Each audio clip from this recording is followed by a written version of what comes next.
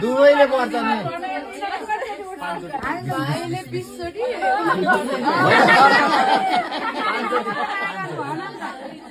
बुहारीको के दोष बुहारीको के दोष छ मेरो चाहिँ के दोष तैँले त बिहे गरे हो नि त अब यसले गर्नु सकेर मैले गर्दिनँ त्यसले किन ढिला गरेर हो त्यो मेरो गल्ती हो त होइन होइन ल 20 चोटिसम्म बुढाबुढीले गरेर 5-5 चोटि गर न मैले छोड्छु होइन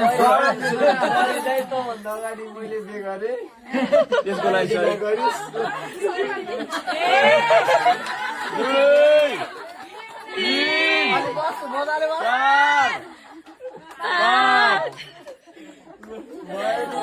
पाँच त धेरै छोटो हो कि भिडियो पनि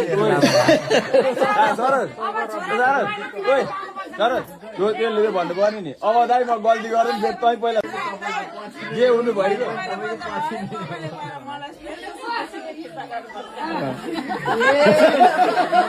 मेरो अगाडि बच्चा भयो भने मैले तँलाई दिएको सिक्यो तैँले मलाई फिर्ता गर्नु त्यो भएर गल्ती तँ पहिला पाएको त्यो भएर सुरुमा अङ्कल बन्न पाऊ त्यसपछि त ठुलो बाबु बन्न